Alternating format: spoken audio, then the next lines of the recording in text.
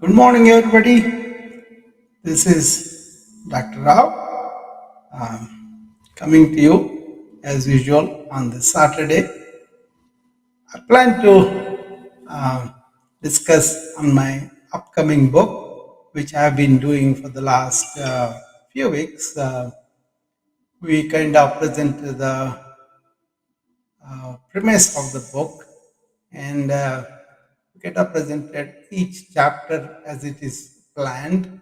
Um, so it's basically what are the modern challenges that we all are facing together, and are there any wisdom hacks that we could gather from the ancients of all countries, and how can we incorporate them into our armamentarium of dealing with the stresses and strains that we're encountering on a daily basis. Um, as you know, I'm a physician and also in high technology with MBI, Masters in Biomedical Informatics. I practiced almost 40 some years. Then I was also a yoga practitioner. But when I got sick, I kind of combined both modern medicine and ancient wisdom to recover pretty fast from a very serious illness. And ever since I was looking at this angle, like, why are we excluding science and the ancient wisdom separately? Why can't we combine them and then take the best of both worlds and improve our lives? Obviously, that's a fact. You cannot dismiss science, you cannot dismiss high technology, but at the same time, the problems from the high technology has to be dealt with too. There, I found ancient wisdom was very useful, right?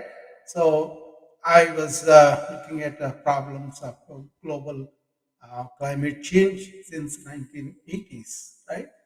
There was so much said about climate change. Some people did not accept it, continued to cause damage to the earth, and allowed other people also to do it, and really turned a blind eye to that. Now we're facing deep problems because of that, frequent cyclones, global heat, and all that, right? So that's evident for everybody. And in that, I pointed out it is the rampant consumerism that kind of does this to all of us. And how can you be more sensible, minimalist, but at the same time lead a full life too, but pay attention to the Mother Earth and conserve resources. That was the basically the summary of that chapter. Then I went and looked at why there are so many wars between countries going on all the time. So ever since I knew Vietnam War, Korean War, and Iraq War, Iran-Iraq War, or so many different kind of things, right? Excuse me. So many kind of wars were happening, and uh, now philosophers really agree it is the unfeathered, allowing the ego in the individuals or in the societies or in the countries, promoting even patriotism in a way, personal egoic thing, right? And for that ego, we are killing each other in the family, among the societies, in corporations, and also between countries too. So that was the essence of that. Then we talked about what is happening with the political system and why people are really focused on the short-term gains versus the long-term gains. Then we talked about corporations. How is the corporate culture is not paying attention to the being, but all the time doing. It's changing now. Now we want to train people to be internally resilient so they can deal with the burnout and the stress that we see in the world, right? And then we talked about families. What is happening to the structure of the family? Ancient talked about one family, entire humankind, to now even the small families are also not surviving. It used to be one family, the entire world, to one family in the country, to one family in the village, and then extended family, the entire family structure, and then nuclear families. Now, uh, really, a lot of kids in United States I saw are single mom kids, right? So we were seeing all of that. So what was the reason we are breaking up? That was this separative mentality, that we are separate. Even science tells us we are all in one energy. Einstein clearly stated that we are all in one energy. But then we think we are separate. We separate ourselves as the main source, and then we suffer, and our spiritual journey back to becoming one with everything. Right? Those kind of things. And then today, I want to focus on what is the individual doing. What are the struggles if you are just an individual? What are the things that you could do at your level, at individual level, to contribute not only to yourself, to the family, to the country, and also to the world and to the planet as a whole? Okay, that is where really what things should happen and happen too. Lots of times, if one individual changes, he can affect a lot of people. We have seen in the history, right? Many people, but it could be good or for the bad too. But most of the time, the good is done by really noble souls that were really looking after the entire society they are born with, and then they sacrifice for themselves, and then really work for the welfare of the world, right? So, but now if you take the individual, actually there is a meaning of individual. That is the one who is not indivisible. He is together, mind, body, spirit wise. And that individuality is really comes by really embracing everybody else. Okay? Not just separate feeling that I'm separate, right? That's what I wanted to focus on today, and also see what individual can do if he really looks at himself and really learns a lot of things about himself and see how they have evolved in himself by the social conditioning, parenting, schooling, so many factors, right, that bring us into this personality. But if you raise kids with a sense of communal sense, harmony with other people, with the world around them, I think obviously he will be much better off that way. Not only him, but he does a lot of good around the world, around wherever he lives, right? So that is why individual understanding of the not only the God, that was the world, but also what are the social norms, what are the social things that are going on there that is really against the individual and fight for the individual rights. That's also there, right? So either way, wherever you see it is the individual that's not divisible into fragments of just the body or just my opinions or just my conclusions or concepts or not. So ancient looked at this in a much deeper way. They said, find out who you are. You, the being inside, the life inside, gives the manifestation to the body and also your mind. For them, mind and body are instruments for our inner life being, right? Once they start there, they achieve peace of mind, quietness of mind, happiness of mind with them. And then they went out not for their personal desire, but just to work for the entire humanity or the society around them, or whatever it is bigger than that. They work for that. Okay, so that's an important lesson. I think we have to bring it back and look at it because it can help you to settle down in your body. It will help you to calm your mind so that you are peaceful and you are content. So you are not having this.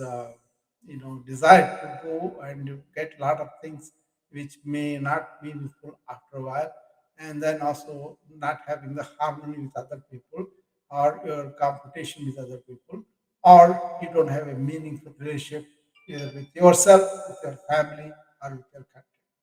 So, turning inward, realizing who you are, we made it the highest premium. For that, we kind of led a very simple life. What is needed to survive, what is needed to stay in that meditative state, they just took the minimal food and minimal clothing, and also really helped the nature in a bigger way, right? That is what I wanted to bring forth every time we talk about it is turn inward and realize who you are, and then use the body and mind as instruments.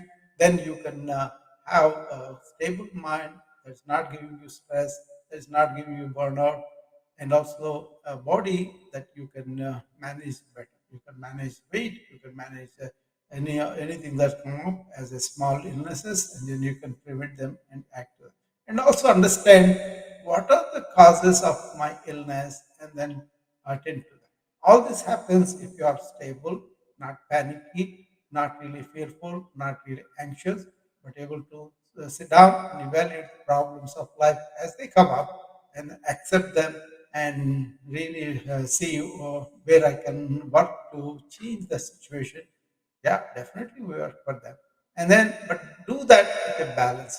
That's my point. Okay.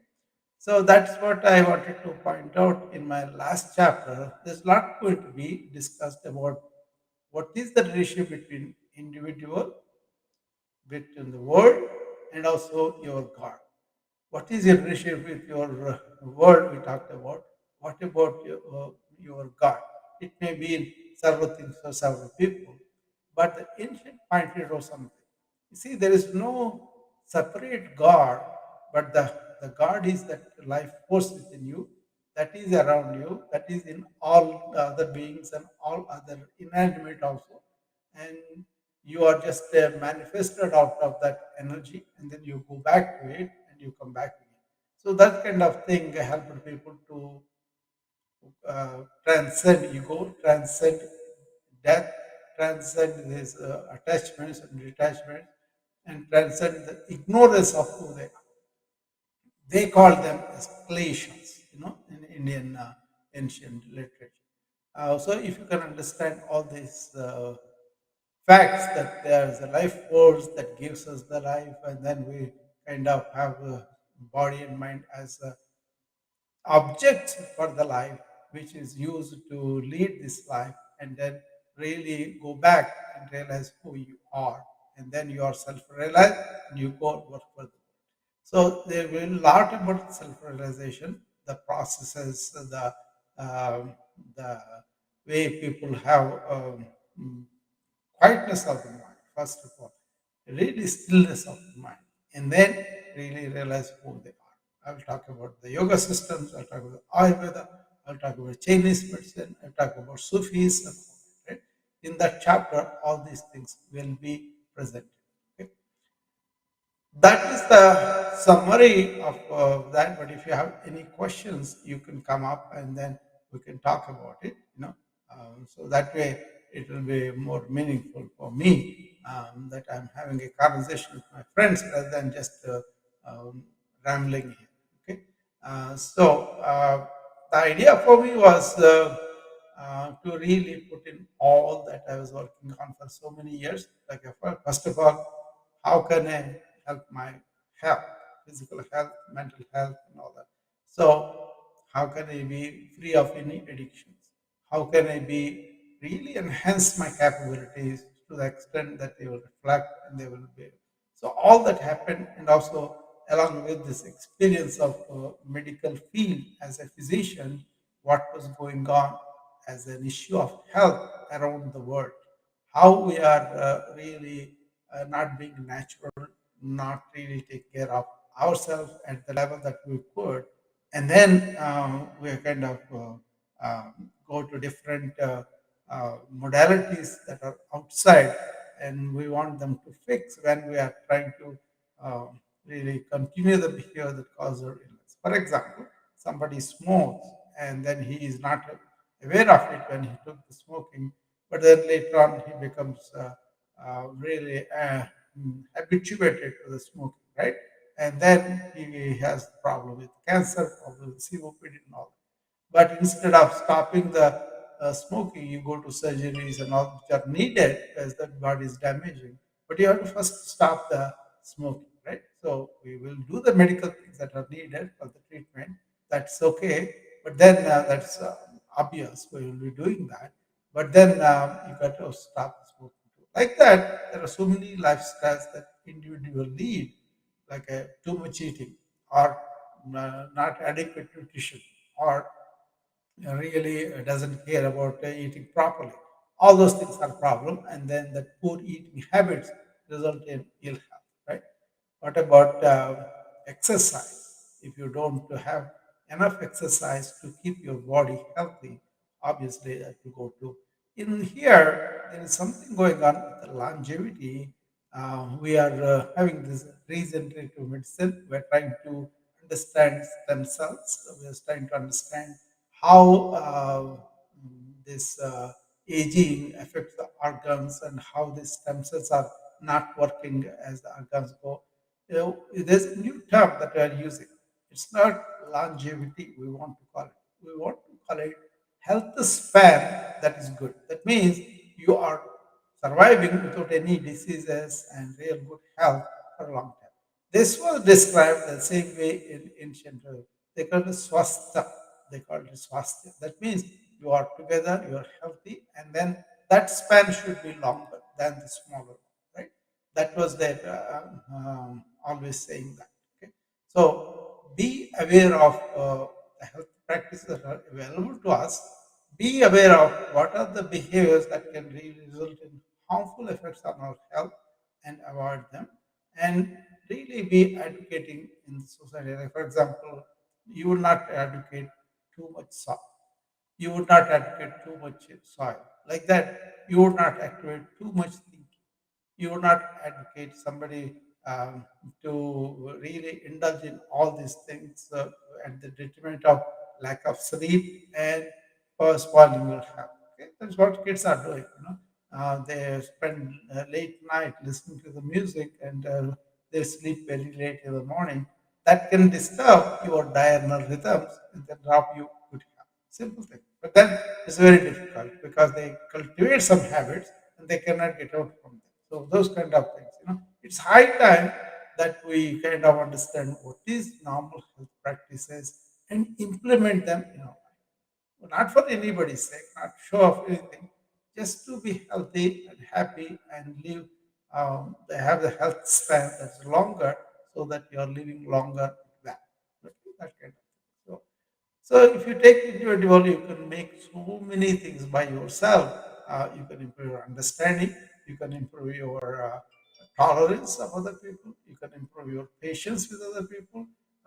Because if you know that you are one energy, the other person is uh, um, your thing. Then what happens? You will be you will be paying attention to them, and then as though they are your brother, right? And then you will not have this divisiveness among people. Okay, those kind of. That's what I wanted to tell you about. What I'm planning to do in this chapter. The book is written very laboriously, slowly, with some illustrations and questions and quizzes, so that people can interact with the book and really think about these things and understand what are the solutions that were proposed and practice them. And if they have questions, they can always come to me or DM me, or they can send me their opinion. This is an attempt to put in my 40 years of medicine, 25 years of yoga practice, and almost nearly 20 years of informatics and all that too. Just by observing the world, what's going on around me, being aware of, I'm very aware of the Ukraine war status now because I follow that closely. I'm very aware of the global climate change, what's going on. So I put those problems. So many problems we are going through, right? economy. I'm aware of what is going on in the economy right now, what is set in the next 2 years for the Europe and Asia and all that. So you can do all these things just by being interested, being aware of what is going on, but at the same time, really turn inward at least twice a day and then be settled down in your own being and keeping the mind calm. That way you don't go neurotic and crazy. Understanding the new technology, understanding what it can be used for, what it is capable of doing damage for us, and then try to act smart. For example, kids, you just don't want to give them one phone and leave them because they are getting addicted to that, and then they are having this uh, attention span problem. That's a fact, but you got to do something about it. So take it away from them post sleep, and then don't give them right away after sleep, and then make them sit down and then focus or meditate, whatever you want to do, you have to get the mind together. Okay, there are so many ways you can do that too. That's what That's why I established a wellness club. I'm inviting people.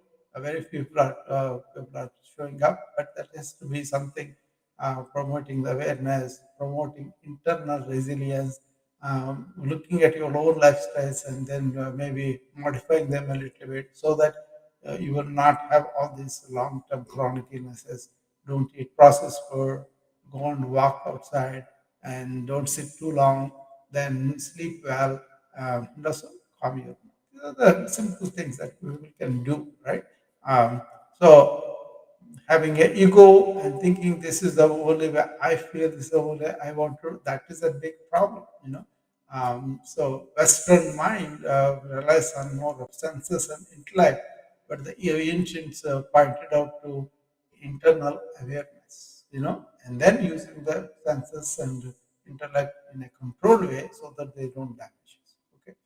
Um, so that's where I want to stop for today because I don't want to go into too many things unless somebody has a question about it. If you don't have any questions, we will start in a couple of minutes. Okay.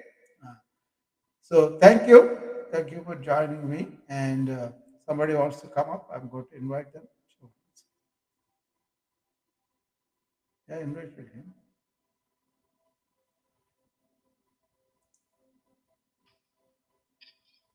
Hi there.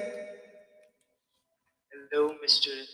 Dr. Rao Sahab. I'm really happy to see you after a long time. You've been regularly there, but I was not coming to Clubhouse Yeah, as often. And that's so okay. really nice to see. Yeah. Yeah, Nowadays they we have this had a lot. replace, so we can go and see the replace, right? So that's good. Yes, yes. I listen to your replays and learn a lot. And just came up to say hi because long time I haven't talked to you. And I remember those days when uh, we used to learn from you in some other rooms, Yeah. and it was very fun. Yeah, I'm coming more regularly on the Wisdom app, and I was able to talk one on one, which is the format I like. So I come there. There are a lot of talks I made there. But if you are interested, go and join Wisdom. You'll find a lot of people who are Wisdomers, they call them. They're interested in these matters. That's just a recommendation. I don't have anything business associated with them, but I think they're trying to do something good for the mentors and leaders and coaches and all. Okay. Anyway, today's topic. What do you think about the modern challenge of what the individual going through the stress and burnout, and how he can use some of the hacks of like a meditation or yoga or martial arts, all those things. What do you think about that? Yes, sir. First of all, I really want to thank you because you have been contributing since long time. And yes, it's a coincidence that what you were saying also because it's also told to us, being a Muslim, told to me through Islam. Yeah, I don't know much about other religions, but being born in a Muslim family, yeah, I can resonate with what you said. That first understand yourself, yeah, your body, then uh, align the your body with your mind, and it's really amazing that you're also teaching us the same thing. yeah, And I really believe that uh, I really loved it when you also said that we must uh, know about the Creator God, yeah, and that makes me happy as well, and knowledgeable as well, that all all things are connected to God. And you took yoga, name of yoga, meditation, yeah. and every other religion, including Islam. Uh, I think they all teach us the same thing, and they want us to be a better Sure. person. Sure. Yeah, I know. For me, there is no difference between that religion. For me, all people are human beings, and then I don't really advocate religious practices for everybody. They can choose what they want, and then that's their choice. What I know is ultimately each religion is telling us about this personal liberation and also being surrendering to the that your force that is governing us, that kind of thing. So that is there, and I'm going to the more like a ancient Indian philosophy where they said everybody is one. We are all one family, and then in that anybody can have you can have differences, but then underneath actually you are human beings. Yeah, for example, namaz I know people do. My friends are there, very good friends of mine. I see them all the time. 5 times they do, and in that they first of all focus the mind on the Allah, and then they do those namaz. They are doing so many exercises that looks like I can tell you so many asanas you can say about that. And also they are kind of calming their mind. They're taking deep breaths in and out. So all that is good, right? I think I tell the modern doctors to take 1 minute break every hour, just to deep breathe and be in the present. I think that 5 times namaz is very good in so many ways, but people do it because that is meaningful for them. They believe in the God and they were praying the God. What I am about the religious is religions are pointing out certain rituals, certain things for some other purposes. Understand the meaning of them and then live them. Like for example, if you go to temple and you see the light lamp lit up there, that's supposed to be lighting your ignorance away. When the darkness is there, you come and switch on the light, all the darkness falls away. That's the symbol of that. That kind of. I studied all the religions, their rituals. Everything has a deeper meaning behind. So you can practice whatever religion you want, but then understand the rituals, meaning of it, and then you're much richer about that knowledge. What do you think about that part? Yes, sir. Very beautifully, like told us about these things, and yeah, all religion teaches us the same thing. It teaches us that humanity comes first. We Exactly. have to be, yeah. And the way you said, I just want to second you that humanity comes first, and if we are uh, good to humans, we can be good to God. Yeah. Otherwise, God will not be happy with us. And yeah, I agree with you. Humanity comes first in every religion, including Islam, and you have said it very beautifully. And yeah, namaz. I was really feeling so. I mean, you told us about namaz. You know about namaz also. Yeah. Yeah, namaz is also. You're right that it's sort of meditation. Like at that time, 5 times a day. Yeah. When, when we are praying namaz, we are not think, we are supposed to not think about other things. Although my mind gets distracted sometimes. Sometimes I'm very successful in not thinking about other worldly things. But yeah, you're right. The concept is you have to stand 5 times a day in front of Allah, or in Sanskrit, if I'm right, Ishwar, in English, Creator, in front of the Creator, and we should forget everything, get detached, like you were saying earlier. We must feel detached sometimes from the worldly things. So yeah, it all connects with each other. It's so amazing that Yeah. everything is. See, we use the religion as a divisive factor, which is not really true. I was in India when I was growing up. We were living in what is called town called Guntur, and opposite to my house there was a kid, Abdullah, and we both went to the same school, and we became very very dear friends. And we never had sensation that he is something, I am something, no different. Nobody told us, nothing is in my mind. Certain. So we got along famously, and then we had that. And later on, I went to my sister's Hyderabad. They were living in the Hyderabad. There is a lot of Muslim Hindu tension. They were killing each other.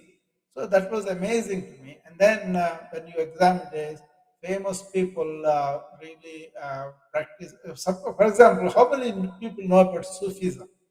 That's a wonderful universal religion. And the Sufis, I have a lot of respect, just as much I have respect for the Rishis or contemplative Christians here, but also the Sufis, I have a lot of respect. Baha'is in Iran, I have a lot of respect. So what I'm saying is, ancient wisdom is there in all religions. You just have to stay away from this all this ignorant, divisive, conflict-ridden philosophies. You know, then you know what is the truth.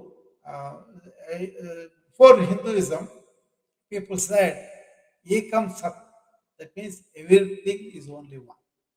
Modern science is telling us that we are all one, right? So that's what I'm coming. Wow. Yes. Thank you very much, sir, for your time. Yeah, And it's always a pleasure to hear you because you teach us so many things which are really required by the time today. In today's time, we really need these yeah, teachings in order to be balanced in life. Yeah, yeah. it's really important. Thank you. Actually, Dhanyavad, sir. personally, you will be more liberated. I'm going to do another talk on health span, which I've talked about longevity, health span, how this misguided thinking on our mind and how that stresses so much stress hormones. So, for example, doctors, I want to coach you about the burnout. They go to the work really stressed out from within, and somebody says something, they immediately react, and everything goes back to them. So people are really burned out by their reactive nature. They are kind of prime their sympathetic nervous system such a way before you know it, all the irritation, all the anger, all the impulses they come up, right? And then people will be very stressed out. That's happening in the modern hospitals where doctors are burning out. That's a serious problem for us. So I put a lot of work into that. Not only I discovered, not only make them really stress free and all that, but you can have good health because you are doing it with a calm mind, no stress involved. If you don't know it, you can tell somebody else, but then you don't have to go stress for every small thing. That's what is actually happening. You know, that's a modern life, right? Yeah. Yes, yes, sir. Very right. Yeah, And personally, I also do like this. And you're right. There's so much stress in yeah, life we are taking, which is not required. In small, small things we are reacting, yeah, and which is damaging our us. We are damaging ourselves by doing that. yeah. And yeah, you're right. Yeah. We can only talk about these things, but people will take it up. Somebody will take it up. 1 in 100 may take it up. But my job is to really put it out there. What is my experience? What is that I'm worried about? What is that I think we should be doing? I may be right, I may be not right, but I have to put it that out there, and it's up to the people to look at and evaluate and come to their own conclusions. And if they, for me personally, I'm 68 now, but I enjoy good health and longevity also, and also really enjoy beautiful days where I can see the beauty of the nature and also be quiet within and then really be blissful. That is there. See, once you calm your mind, you will experience a blissful existence. That itself worth it, I think. You know, the all the religions Yes. are talking about that. They're talking about keep quiet, internally oriented, and then connect with your God. Whatever you can say that there is no God, but there is only one energy, or you can say there is only one consciousness. So many things are there, right? But you can say I'm see God in that particular deity, or you can say as I don't believe in a form, but I believe in the spirit of.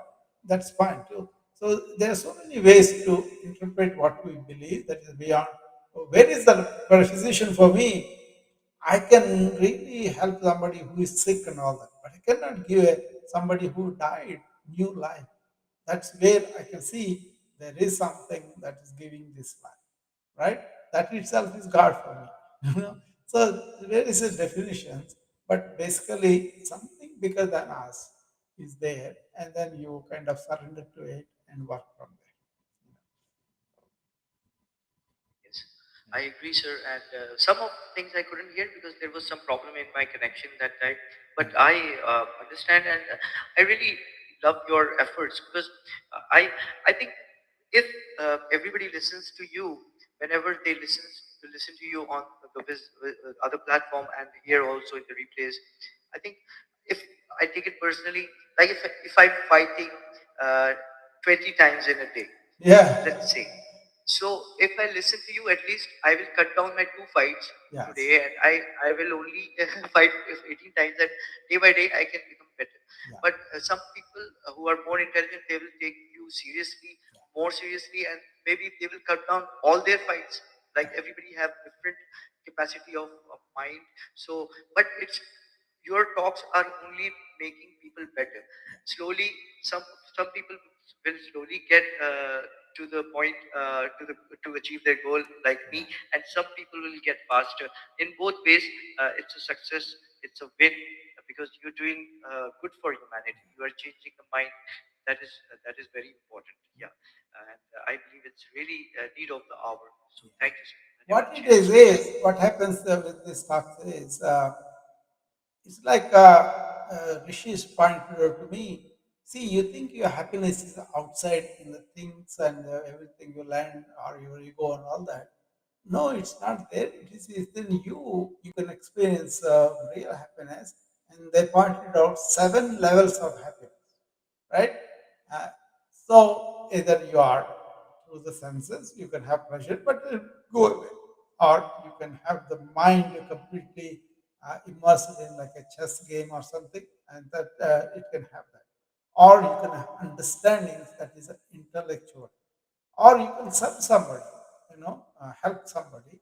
That is another one, and then you can have a mind that is really uh, calming itself down.